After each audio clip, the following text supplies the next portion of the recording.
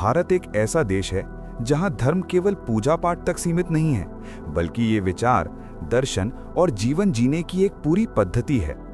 और जब बात सनातन धर्म की आती है तो एक नाम बहुत सम्मान के साथ लिया जाता है, शंकराचार्य। लेकिन सवाल यह है कि शंकराचार्य होते कौन हैं? क्या शंकराचार्य कोई एक व्यक्ति हैं या ये एक पद है?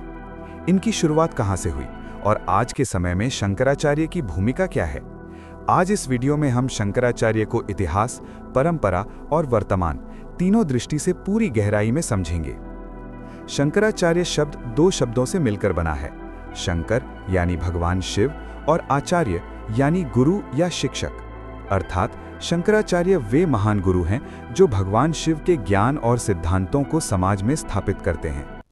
शंकराचार्य परंपरा की शुरुआत आदि शंकराचार्य से होती है। आदि शंकराचार्य का जन्म लगभग 788 ईस्वी में केरल के कालड़ी नामक गांव में हुआ था। उनके पिता का नाम शिवगुरु और माता का नाम आर्यांबा था। बचपन से ही आदि शंकराचार्य असाधारण प्रतिभा के धनी थे।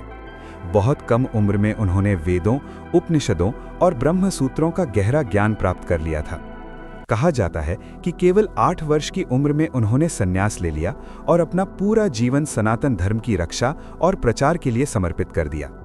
उन्होंने पूरे भारत की यात्रा की, शास्त्रार्थ किए और तर्क तथा ज्ञान के माध्यम से सनातन धर्म को एक नई मजबूती दी। आदि शंकराचार्य का सबसे प्रमुख सिद्धांत था अद्वैत वेदांत।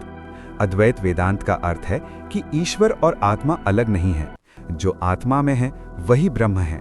सरल शब्दों में कहा जाए तो ब्रह्म ही सत्य है और ये संसार माया है। सनातन धर्म को संगठित करने और पूरे भारत को एक सूत्र में बांधने के लिए आदि शंकराचार्य ने 4 प्रमुख मठों की स्थापना की। ये मठ भारत की चारों दिशाओं में बनाए गए।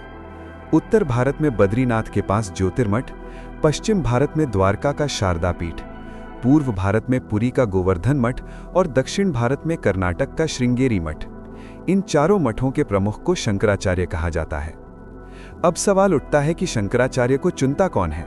शंकराचार्य किसी चुनाव से नहीं बनते और ये कोई सरकारी पद भी नहीं है। शंकराचार्य का चयन मठ की प्राचीन परंपरा, वरिष्ठ सन्यासियों और वर्तमान शंकराचार्य की सहमति से किया जाता है।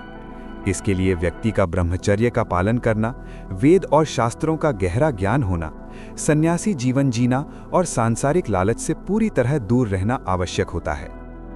शंकराचार्य का कार्य केवल पूजा पाठ तक सीमित नहीं होता। उनका मुख्य कार्य सनातन धर्म की रक्षा करना, वेदांत की शिक्षा देना, समाज को सही दिशा दिखाना, धार्मिक विवादों में मार्गदर्शन करना और गलत परंपराओं का विरोध करना होता है। इसी कारण शंकराचार्य को धर्म का संरक्षक माना जाता है। आज के समय में भी भारत के चारों मठों में शंकराचार्य विराजमान हैं। वे समाज, संस्कृति, धर्म, शिक्षा और नैतिक मूल्यों से जुड़े विषयों पर अपने विचार रखते हैं। कभी कभी उनके बयानों को लेकर विवाद भी होते हैं, लेकिन ऐतिहासिक रूप से शंकराचार्य का स्थान सनातन धर्म में अत्यंत ऊंचा और सम्मानजनक रहा है। अंत में यही कहा जा सकता है कि शंकराचार्य कोई साधारण व्यक्ति नहीं है और न ही ये कोई राजनीतिक पद है। शंकराचार्य एक महान आध्यात्मिक परंपरा है जो ज्ञान, त्याग और तपस्या का प्रतीक है। यदि भारत की आध्यात्मिक आत्मा को समझना है तो शंकराचार्य को समझना बहुत आवश्यक है।